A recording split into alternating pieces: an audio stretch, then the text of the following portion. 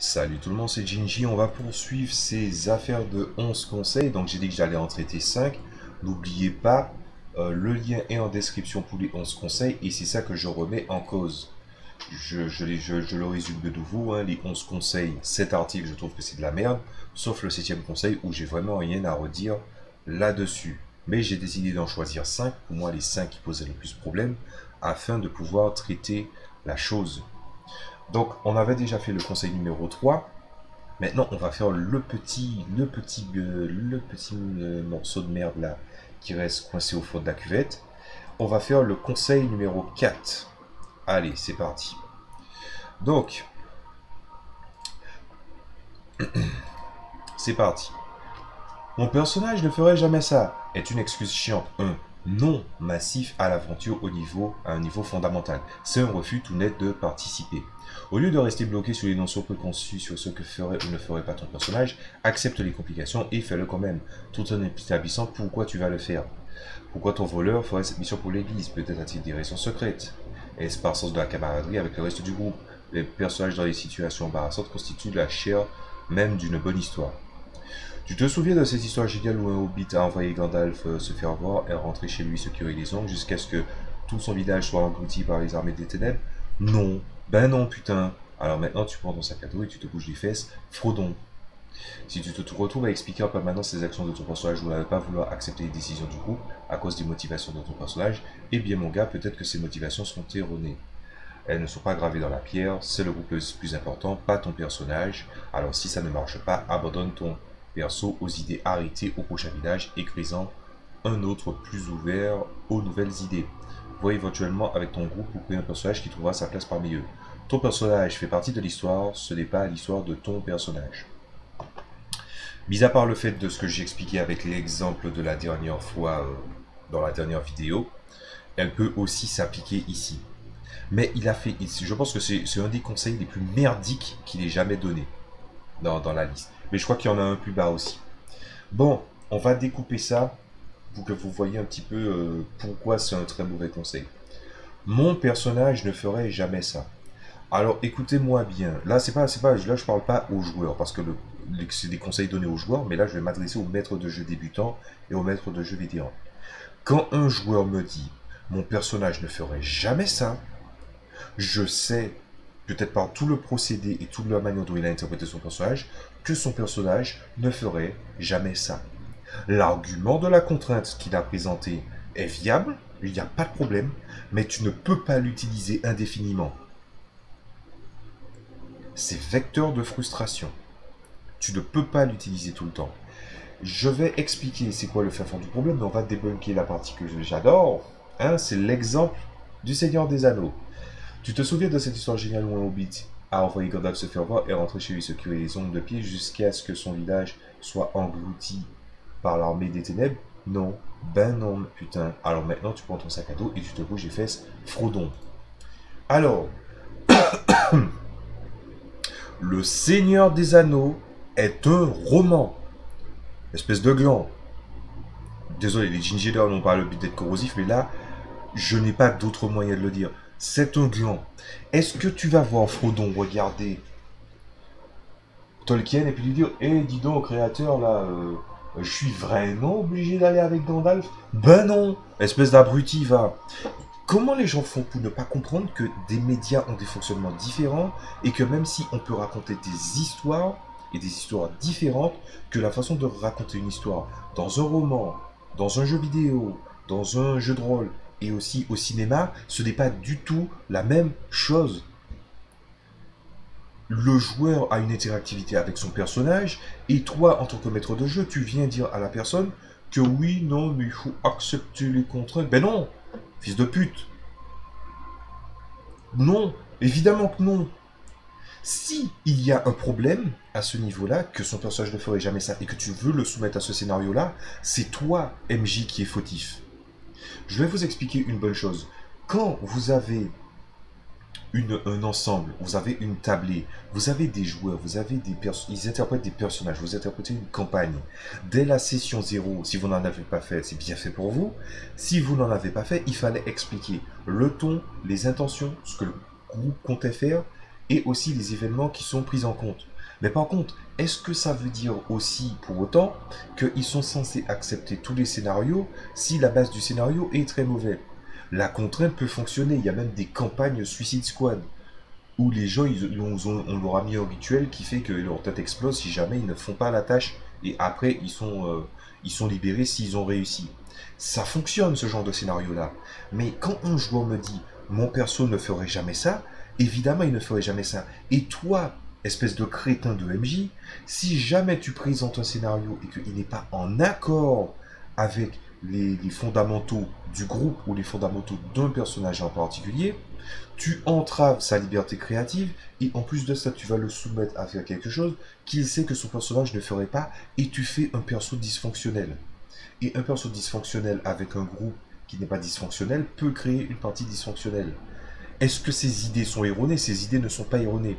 C'est qu'il faut définir à la base c'est quoi l'intention de la campagne, c'est quoi l'intention du groupe dans l'aventure qu'ils vont faire, pourquoi ils se sont rassemblés et de quoi ils sont capables ou pas.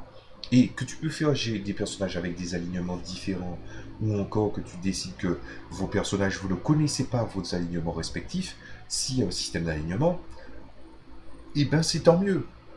Mais par contre, le maître de jeu, quand il doit créer un scénario, il doit faire que le scénario doit coller de manière adéquate avec la table. Si c'est pas le cas, c'est un très mauvais maître de jeu. Ce n'est pas le joueur que je remets en cause là-dedans, dans l'exemple qu'il a donné. Ce que je remets en cause là, c'est le MJ. Regardez ça.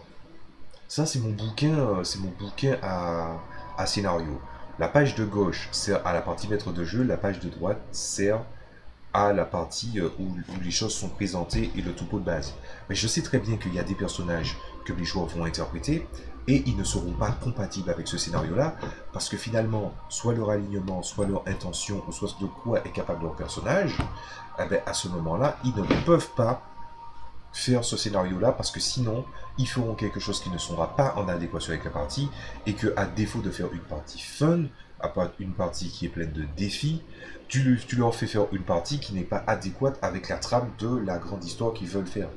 Alors c'est bien joli de penser comme ça, surtout si les gens ils ont tendance à jouer en mode oui je veux taper sur des trucs, mais à partir du moment où tu vas commencer à attaquer la logique et la vraisemblance d'une action, si les joueurs voient que tu leur as demandé de faire de la merde, ou bien que le postulat de base il est merdique, ou inadéquat, eh ben évidemment qu'ils ne voudront pas le faire. Qui sera fautif? Ça sera toi, maître de jeu. Et en plus, tu prends l'exemple du Seigneur des Anneaux. Le pire exemple qu'il fallait donner, tu l'as donné. Tolkien n'a pas demandé à son personnage ce qu'il en pensait. Il avait une histoire à raconter, il a créé les outils, il les a utilisés. Même moi, quand je visualise mes personnages, je visualise leurs personnages et que j'ai une conversation interne avec eux, on voit un peu comment on pense et je vois à quel point c'est différent. Mais même si je vois à quel point c'est différent, ou bien que moi j'ai raison ou j'ai tort à un moment et lui il a raison et il a tort à un moment, je vais toujours faire en sorte d'interpréter cette version du personnage. Peu importe ce que j'en pense, parce que interpréter un personnage, c'est ce que fait le jeu de rôle. À moins bien sûr que tu joues une version miroir de toi-même, un Garissou, une version fantasmée de ton héros idéal, mes frères, je m'en bats les couilles. Le but c'est d'interpréter un rôle. Sauf que si tu viens à gêner le seul élément que justement les joueurs se doivent de bien faire, bah tu leur mets une épine dans le pied et ça prouve bien que tu n'es pas capable de bien jouer au jeu de rôle. Voilà. Il parle de la notion d'expliquer en permanence du pourquoi, du comment, du parce que. Mais l'explication, il n'a pas à la faire. Parce que si jamais un personnage te dit, quelqu'un te dit, ton personnage ne ferait jamais ça.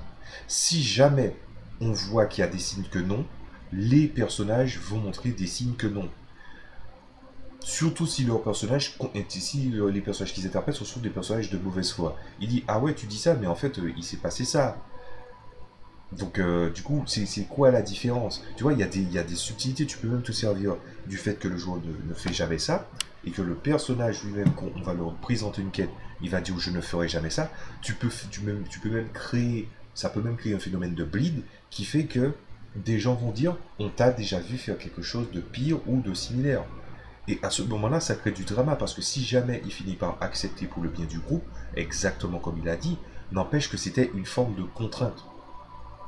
Parce que s'il vient à expliquer, il dit qu'il ne fait pas ce genre de choses-là, peut-être qu'il a fait quelque chose de mal dans le passé, mais peut-être qu'il a plus envie de le faire, ou qu'il se rend compte de son erreur, et qu'il est sur le chemin de rédemption.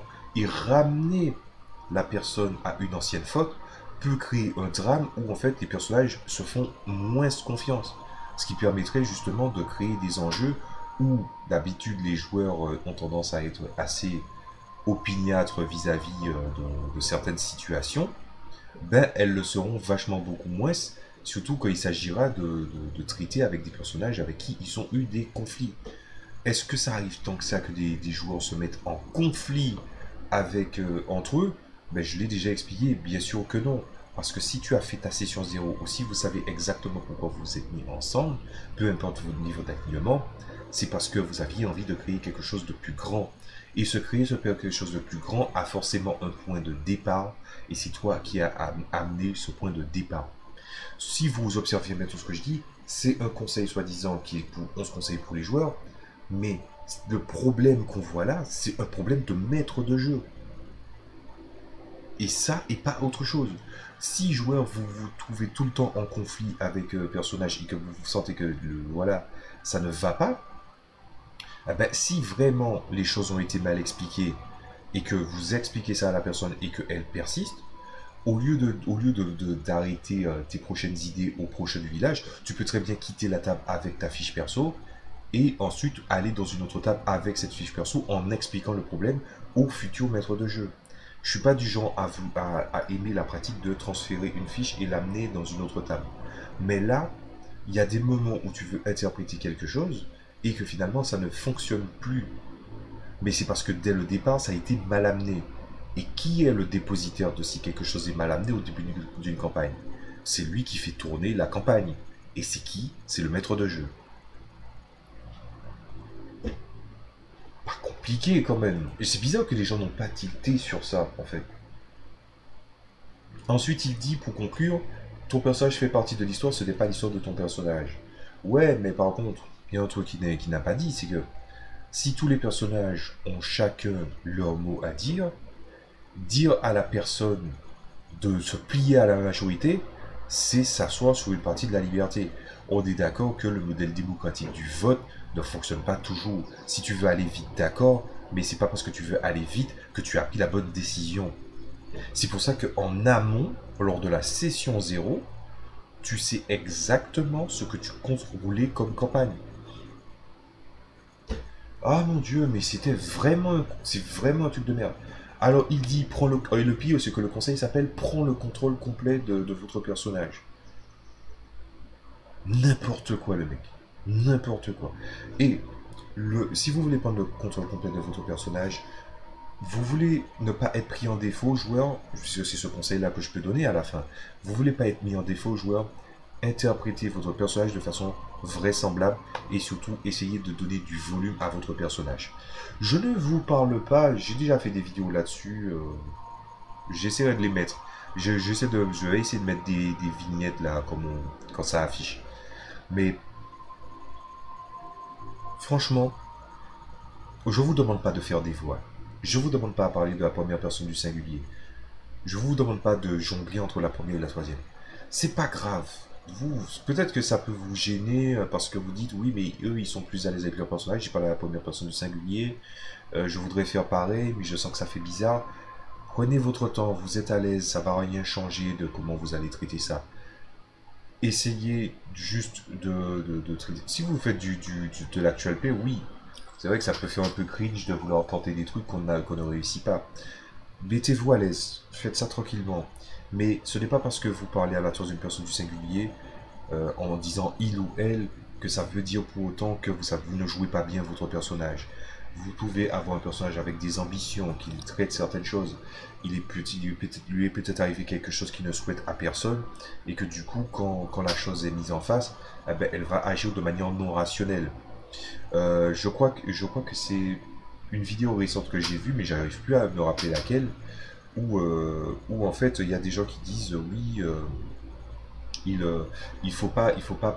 ton personnage n'est pas que la personnalité que tu lui as mis. Et je vais étendre ça avec un conseil que j'ai déjà donné. Et ce conseil, il n'est pas de moi, il est d'Alexandre Astier. Alexandre Astier te dit, à partir du moment où tu suis le cahier des charges de ton personnage, à 100%, c'est à ce moment-là où ton personnage, il est plus intéressant. Un personnage est ce qu'il est, il a une trame, il a des traits de personnalité, il a des comportements, il a une histoire, il a des passions, il a des peurs, il a des ambitions. Mais par contre, il y a des moments où il y a des situations où il n'est pas lui-même, parce que justement, il est dans un état où il n'est pas normalement dans cet état très souvent, et qu'il devient finalement autre chose. Essayez de donner du volume à votre personnage. J'ai fait une vidéo là-dessus, je vais essayer de mettre un lien si possible. Et de grâce, s'il y a vraiment des gens qui ont cru à cette bêtise-là, franchement, je vous plains. C'est débile. Bref. Bon. J'avais le feu. Hein. Bon. Je vous dis à la prochaine fois pour une autre vidéo et on va poursuivre.